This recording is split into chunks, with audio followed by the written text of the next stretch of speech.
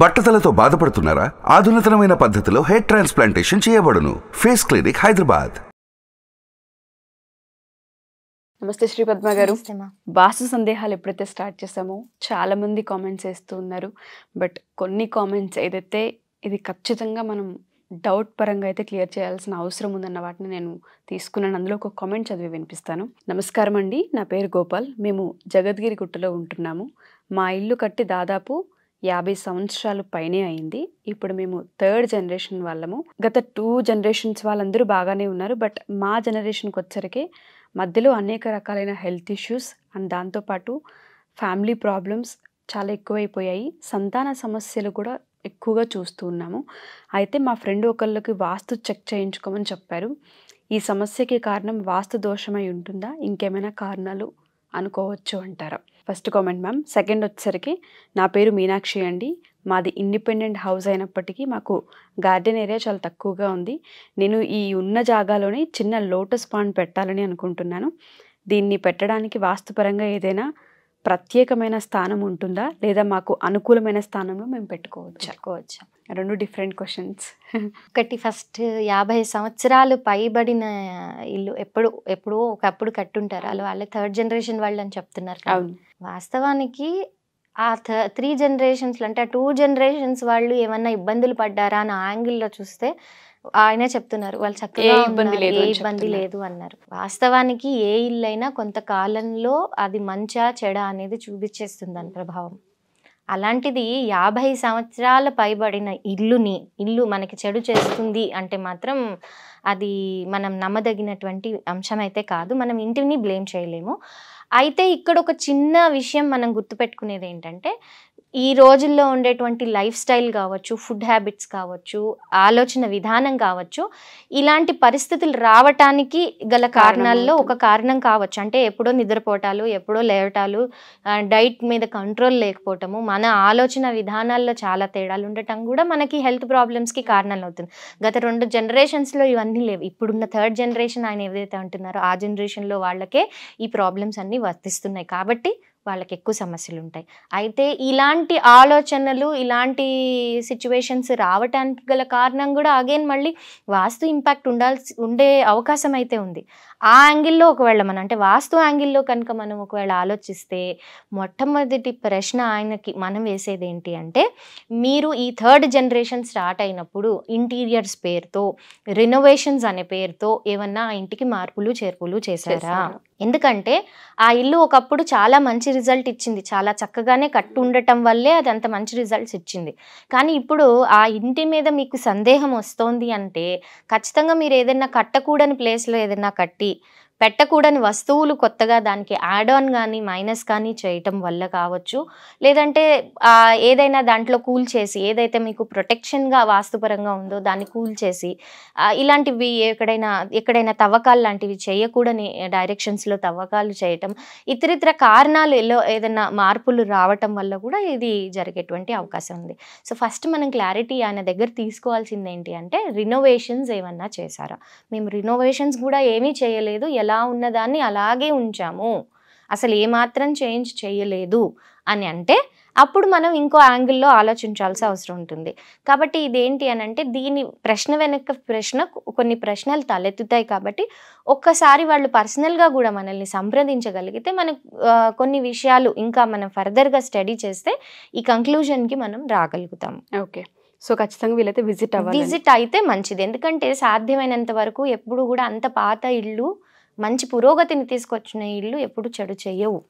అలా చెడు చేస్తున్నాయి అని అంటే దాన్ని మనం చేజేతులారా దాంట్లో ఉండేటువంటి పాజిటివిటీ ఏమైనా చేసైనా ఉండాలి, లేదా మన జాతకాల్లో ఉండే గ్రహస్థితులు వీటిల్లో ఏమైనా మార్పులైనా ఉండాలి. ఓకే, సో ఖచ్చితంగా వీళ్ళైతే ఒకసారి అపాయింట్మెంట్ తీసుకోగలిగితే మంచిది. Sure ma'am. And second comment చూస్తే కనుక, మనం గార్డెన్ ఏరియాలో లోటస్ పాండ్ పెట్టాలనుకుంటున్నామని మాట్లాడడం జరిగింది. సో అది ఎలా అంటారు? దానికి ప్రత్యేక స్థానం ఏమైనా? ఖచ్చితంగా ఉంటుందమ్మా. ఖచ్చితంగా లోటస్ పాండ్ అంటే ఏంటి, ఇప్పుడు పాండ్ అనేది కాకపోయినా ఇప్పుడు ఆవిడకి గార్డెన్ ఏరియా ఒకటి వాళ్ళు మెన్షన్ చేయలేనట్టు, ఎన్ని స్క్వేర్ యార్డ్స్ అనేది వాళ్ళు మెన్షన్ చేయలేదు. డైరెక్షన్ కూడా, ఇంటి డైరెక్షన్ ఫేసింగ్ కూడా వాళ్ళు మెన్షన్ చేయలేదు. అయితే ఏది ఏమైనప్పటికీ ఒకటి మనం గుర్తుపెట్టుకునేది ఏంటి, పాండ్ అంటే చెరువు చిన్నగా, అది చెరువు అన్నంత పెద్దది కాకపోయినా ఒక 4 అడుగులు 3 అడుగుల చిన్న పిట్ గొయ్య లాంటిది అయినప్పటికీ కూడా అది గొయ్యే కదా.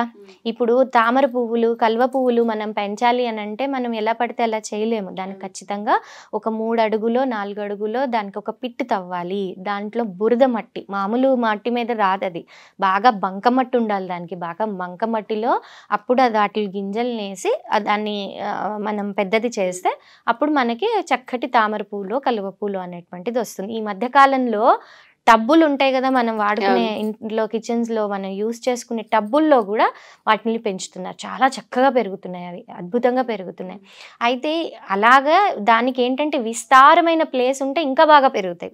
అలా కాకపోయినా ఒక 4x4 3x4 అలా ఏదైనా ఒక పరిమాణంలో కూడా మనం చిన్నగా దాన్ని కన్స్ట్రక్ట్ చేసుకుని ఓ చిన్న పాండ్ లాగా, చిన్నది మనం పాండ్ అంటున్నాం కానీ అది పాండ్ కాదు, ఒక గొయ్య ఇంకా చెప్పాలంటే, ఆ విధంగా కూడా మనం ఏర్పాటు చేసుకోవచ్చు. కానీ ఈ పిట్లని ఎక్కడ పడితే అక్కడ అంటే మనకు అనుకూలంగా మనం పెట్టుకోకూడదు. వాటిల్ని ఉత్తరం వైపు కానీ తూర్పు వైపు కానీ ఈశాన్యం వైపు కానీ మాత్రమే పెంచాలి. ఓకే, ఇది గుర్తుపెట్టుకోండి. అయితే ఎందుకంటే మనం గొయ్యి తవ్వుతున్నాం, అక్కడ వాటర్ పేరుతో ఒక గొయ్యను పెట్టి నేల కంటే తక్కువ దాన్ని దించుతున్నాం మనం హైట్, కాబట్టి ఈ 3 ప్లేసుల్లోనే అది కుదురుతుంది. అయితే ఇక్కడ ఇంకొకటి విషయం ఏంటి, టబ్బుల్లో పెంచుతున్నారు అని చెప్పాను. ఆ టబ్బులు ఎంతో బరువు ఉంటున్నాయి, కనీసం ఒక 100 కిలోల బరువు పైనే. ఎందుకంటే టబ్బులో మళ్ళీ బంకమట్టి వస్తుంది, ఆ బంకమట్టి మీద మళ్ళీ నీళ్లు పోసి ఇప్పుడు నీళ్లు పోసే ఉంచారు కాబట్టి అది తీసుకెళ్ళి మళ్ళీ ఈశాన్యంలో పెడుతున్నారు. కాబట్టి అవి కొంతవరకు దోషాన్ని ఇస్తాయి. అవి పెట్టేటప్పుడు అక్కడ ఉన్నటువంటి డైరెక్షన్స్ ఇవన్నీ కూడా చెక్ చేసుకుని ఆ తర్వాత ఈ పాండ్స్ని అంటే ఈ వీటిని ఏర్పాటు చేసుకోవటం చాలా మంచిది. Sure ma'am. సో ఏదేమైనా ఒకసారి కనుక ఇద్దరు సంబంధించి ఒక్కసారి అపాయింట్మెంట్ తీసుకుంటేనే బెటర్ ఏమో అని కనిపిస్తుంది. ఎందుకంటే స్థలాన్ని చూసి తప్ప మనం ఏది నిర్ధారించలేము, ఏది చెప్పలేము. ఎందుకంటే ఇంపాక్ట్ ఖచ్చితంగా చూపిస్తుంది. అందులో హెల్త్ పైన పడిన, ఇంట్లో ఆర్థికంగా చాలా దెబ్బతింటూ ఉంటారు. ఒక్కసారి బెడిసి కొట్టింది అంటే మళ్ళీ వెనక్కి పుంజుకోవడం అనేది కష్టంగా మారుతూ ఉంటుంది. మీరు అన్నట్టుగానే అపాయింట్మెంట్ త్రూ ఎవరైనా కన్సల్ట్ అవ్వచ్చు అని చెప్తున్నారు. చాలామంది అడిగే డౌట్ ఏంటంటే, బయట దేశాల్లో ఉన్న మాకు, ఒకవేళ ఇండియన్స్ అయి ఉన్న మాకు వాస్తు పట్ల ఒకవేళ మాకు ఇంట్రెస్ట్ ఉండి మేము చూపించుకోవాలనుకున్నప్పుడు మరి ఏ విధంగా అప్రోచ్ అవ్వాలని అడుగుతారు. వాళ్ళకి మనం పరిష్కారం ఏం చెప్పొచ్చు? ఇప్పుడు మనకి ఆల్రెడీ చాలామంది మా క్లయింట్స్ ఉన్నారు, అబ్రాడ్ నుంచి చాలామంది క్లయింట్స్ ఉన్నారు. అయితే వాళ్ళందరూ కూడా మనల్ని కామన్గా కాంటాక్ట్ అయ్యేది బలానా ఏరియాలో మేము ఒక ఫ్లోర్ ప్లాన్ ఇక్కడలాగా మనకున్నలా కాకుండా వాళ్ళు ఏం చేస్తారు, కంప్లీట్గా వాళ్ళు ఒక బ్రోషర్ని పంపించేస్తారు. రెండోది వాళ్ళకి ఒక టిపికల్ రూల్స్ ఉంటాయి.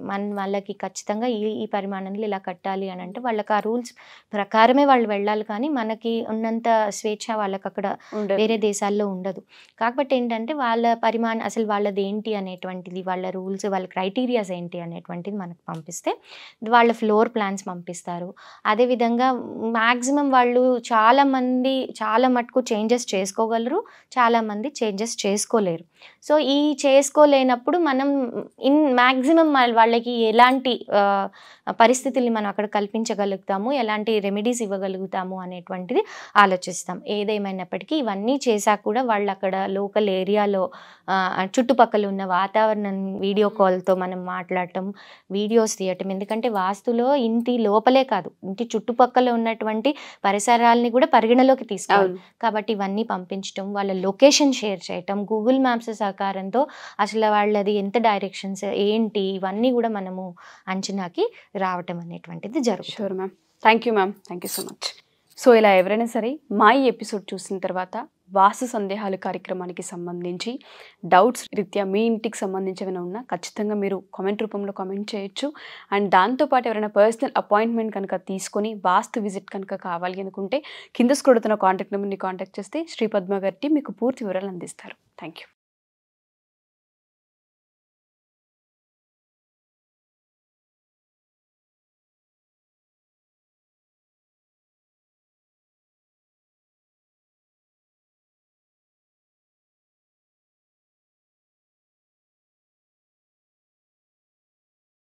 సుమన్ టీవీలో మీ పర్సనల్ అండ్ బిజినెస్ ప్రమోషన్స్ కోసం కింది నెంబర్కి కాంటాక్ట్ చేయండి.